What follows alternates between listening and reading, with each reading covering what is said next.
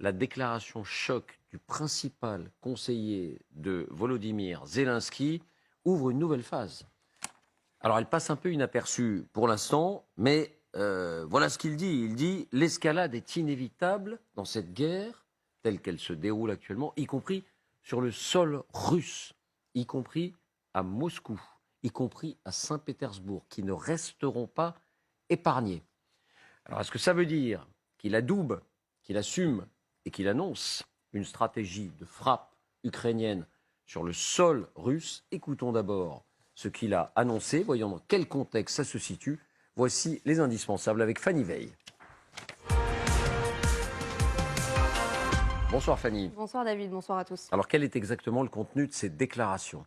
Eh bien, pour être certain de ce contenu, nous avons fait vérifier toutes les traductions vues et entendues par Ala Poédi, que l'on connaît bien sur cette chaîne. Écoutez ses propos. Il prend soin de ne revendiquer aucune frappe sur la Russie. C'est la politique de Kiev depuis le début de cette guerre. Mais tout est dans ce qui est dit ensuite. Voici sa déclaration. Украина удары по России не наносит, но тем не менее логика войны и эскалация войны внутри, на внутреннем рынке России будет неизбежной. В том числе подвержены будут и такие города, которые изнеженные, ленивые города, думали, что они живут уже где-то в другой реальности, как Москва, Петербург, Екатеринбург и так далее. Все будет подвержено эскалации войны, но эта эскалация является внутренней. Vous avez bien entendu, escalade inévitable. Les villes seront exposées. Mikhailo Podolyak le dit sans le dire. L'Ukraine, d'une manière ou d'une autre, portera la guerre à l'intérieur du territoire russe, de même que la Russie l'a déclenchée sur le sol ukrainien. Il cite Moscou, la capitale, Saint-Pétersbourg, deuxième cité du pays, ville d'origine de Vladimir Poutine, Yekaterinbourg, la capitale de l'Oural, cinquième ville de Russie avec 1 400 000 habitants, qui a par ailleurs une importance particulière dans l'histoire russe, parce que c'est là que le tsar Nicolas II et sa famille ont été détenus avant d'être exécutés par les bolcheviks en 1918. Ce qui est frappant aussi, c'est que Mikhailo Podolyak n'évoque à aucun moment des objectifs spécifiquement militaires. Il parle bien des villes, il parle des Russes, il parle de la population.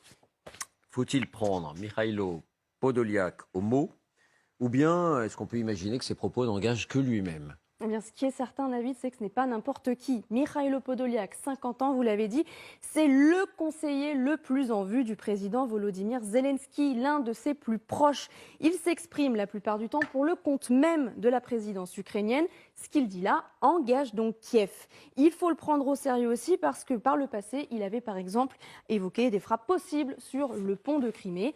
Et 7 semaines plus tard, en octobre, le pont de Kerch, vous le voyez, avait été touché. Alors cette déclaration, elle frappe les esprits d'autant plus qu'on a vu récemment Moscou déployer des missiles de protection aérienne, des missiles antimissiles, un peu partout, y compris à Moscou. Oui, on vous les a montrés ces derniers jours.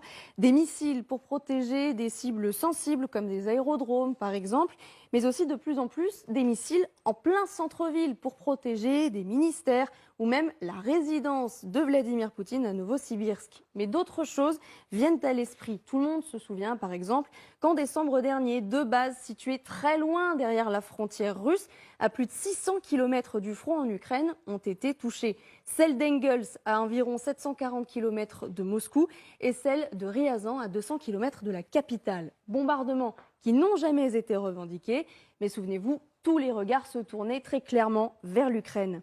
Beaucoup se souviennent peut-être aussi de cette déclaration. Kirilo Boudanov, le chef du renseignement militaire ukrainien, avait commencé à lever un coin du voile lors d'un entretien à la chaîne américaine ABC. Écoutez.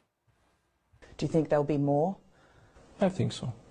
Inside Russia, deep inside Russia? Deeper and deeper.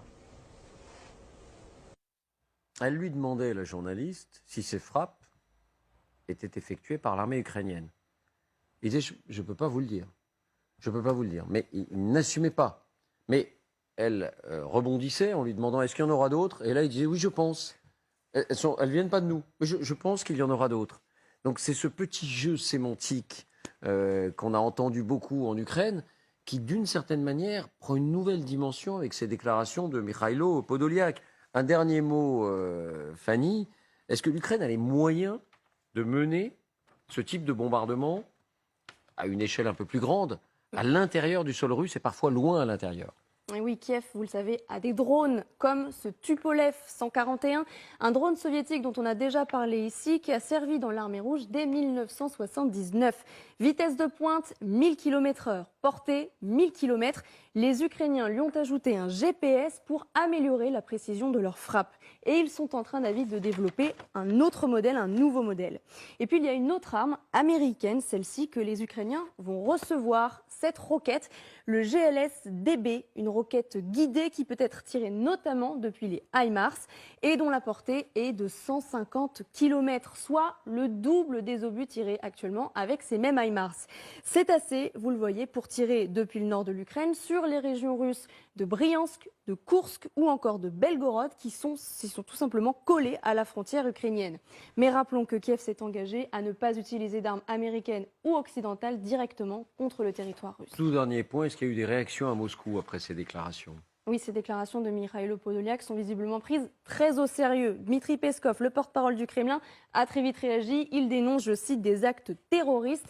Et voici ce qu'il déclare. Le régime de Kiev ne recule devant rien. Cela confirme une fois de plus la justesse de la voie que nous avons choisie et de notre intention de nous protéger. En clair, la Russie aurait raison de faire la guerre puisque c'est elle la victime. C'est ça. Nous vous annoncions que nous étions les victimes d'une guerre d'agression et que ça n'était uniquement qu'une guerre de défense. Eh bien, en voici, 11 mois plus tard, la confirmation.